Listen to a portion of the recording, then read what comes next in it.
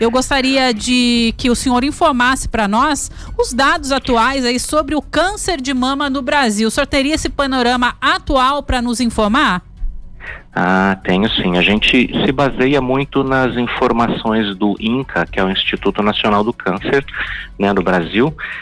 Tem uma perspectiva desse ano de atingir um número mais ou menos de umas 70 mil mulheres diagnosticadas com câncer de mama esse ano no Brasil. E aí a gente procura, nesse mês de outubro, aproveitar a oportunidade que a mídia nos dá para conscientizar, né, principalmente as mulheres, porque ele é uma doença, o câncer de mama é muito mais comum nas mulheres, né, só 1% dos casos acontecem nos homens, mas para tentar incentivar, né, educar, para fazer com que as mulheres entendam da importância da prevenção, né, dessa doença, porque essa doença realmente ela é uma doença em muitos casos fatal, e quando a gente a descobre precocemente, o índice de cura e a chance da gente combater e se dar bem contra ela e não ter um final, né, ruim, é muito grande. Não tenha dúvidas, doutor. Agora, quais são os fatores de risco do câncer de mama? Eu vou falar do câncer de mama, de todos os cânceres de uma maneira em geral. Tem questão da idade, né? Ele é uma doença do envelhecimento, então por isso que inclusive as campanhas e a gente tem a indicação de um exame, né, preventivo e de detecção precoce, que é a mamografia nas mulheres.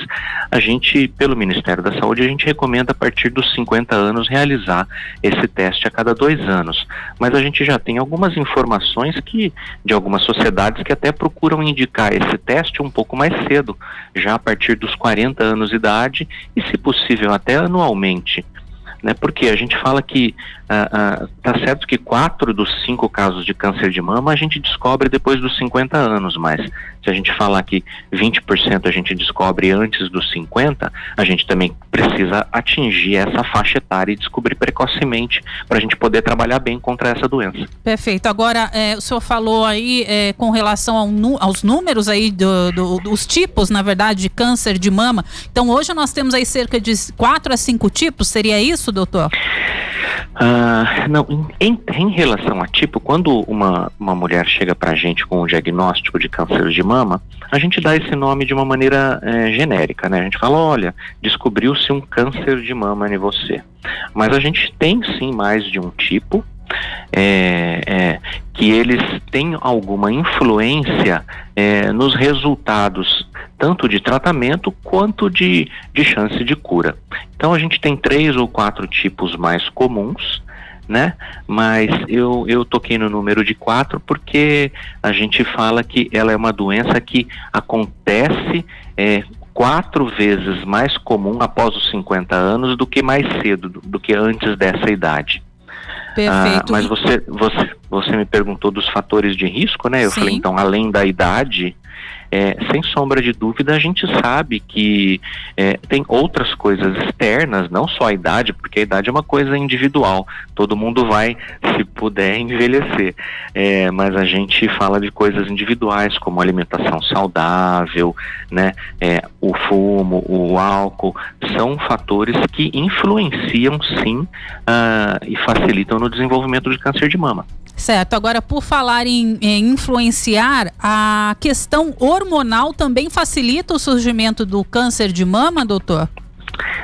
Essa é uma boa pergunta, sabe? Isso o pessoal realmente nos pergunta bastante em consultório, porque a gente sabe que as mulheres, a gente brinca que durante a vida delas é muito influenciada, né, nos períodos hormonais, né? Mas a gente também, nós como médicos também influenciamos hormonalmente a vida da mulher. Por exemplo, perguntam pra gente a questão de anticoncepcional, né? Quando a gente dá na adolescência, na idade adulta, para as mulheres, seja, né, para correção de alguma alteração no fluxo menstrual, seja para prevenção de gravidez, assim como a gente também oferece hormônio para as mulheres na menopausa. Quando a mulher entra na menopausa, a gente também indica, né, a reposição hormonal, que a gente chama. Então a turma pergunta muito se os hormônios, por exemplo, influenciam. Eu vou responder para você que sim. Em relação aos anticoncepcionais, essa ainda não está bem comprovado, porque a gente evoluiu muito nos tipos de anticoncepcionais que a gente tem hoje em dia. As doses que a gente oferece para as mulheres, ela é muito baixinha. Então talvez no câncer de mama ele não influencia, ele não facilita, vamos falar assim, o desenvolver câncer de mama. Mas nas mulheres em reposição hormonal, isso já está com algumas informações mais bem estabelecidas, e a gente realmente tem que ter um cuidado maior para indicar a reposição hormonal nas mulheres na menopausa, porque essa reposição hormonal pode sim facilitar, aumentar a chance de uma mulher, na sua idade adulta, velha, desenvolver um câncer de mama por influência desse hormônio que a gente oferece. Perfeito, doutor. Nós falamos com relação então à questão hormonal. Uma outra questão que é bastante que cria bastante dúvida nas mulheres é a questão da amamentação. Isso, a questão da mulher amamentar ou não, influencia também para o surgimento do câncer de mama?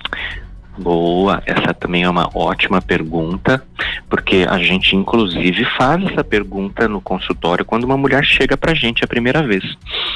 E a amamentação, ela tem um poder protetor. Ela ajuda a diminuir a chance de ter câncer de mama. Então, realmente, essa é uma informação importante para o conhecimento das mulheres. Se aquelas mulheres têm alguma dúvida que dar de mamar é pior pro seio no futuro, não é pior. Então isso é uma informação importante, né? Tanto é muito importante para o seu nenê recém-nascido, como é importante para o futuro da mulher. Ele tem um fator até protetor, que se a gente for imaginar, no futuro, para não deixar desenvolver câncer de mama, a amamentação. Tá certo, doutor. Agora, para esclarecimento, então, de todas as nossas internautas e ouvintes que nos acompanham aqui pela 012 News, eu gostaria que o senhor, de certa forma, pudesse explicar de forma resumida quais os sinais e sintomas, então, do câncer de mama e os tratamentos para essa doença. Bom, lembrando que ela é uma doença, então, inicialmente silenciosa, a gente não percebe, às vezes a mulher não percebe, ela pode ir no médico, o médico também não percebe, porque se aparece inicialmente como um nódulo, um carocinho na mama. E às vezes, se ele cresce, ele pode inclusive crescer e aparecer um carocinho debaixo do braço. Então, por isso que a gente fala que, por ser uma doença silenciosa, é importante fazer os exames preventivos. A mamografia, ele é um exame preventivo para descobrir cedo, e a gente aprendeu que fazê-lo salva vidas. Então, se a gente for imaginar que a gente só vai descobrir um câncer de mama na hora que a pessoa percebe, né, que é quando tem alguns casos que chega pra gente no consultório assim. A mulher tá lá, às vezes, se examinando, passando a mão na mama, na hora que tá tomando banho, tá se esfregando, na hora que ela passa a mão, ela sente um caroço, que normalmente ele não é dolorido. Dependendo aonde esse carocinho se desenvolve, tem algumas mulheres que percebem uma certa involução. A gente fala que o bico do peito, ele, ao invés dele ficar para fora, ele vem um pouco para dentro, é como se o nódulo puxasse o bico para dentro. E muito raramente, às vezes a mama desenvolve assim uma vermelhidão, um inchaço, que a mulher até percebe a pele da mama ficar um pouco inchada e esticada, parecendo assim a pele de uma laranja, que a gente fala. Então esses são os casos que a gente às vezes recebe no consultório com a mulher percebendo alguma alteração. E na grande maioria das vezes, essas alterações são indolores. A mulher passa, sente, vê essas alterações na mama e não sente dor. Então, se perceber alguma alteração na mama, tem que sim procurar rapidamente, o mais rápido possível, o seu médico, o seu ginecologista, se possível um mastologista, inclusive.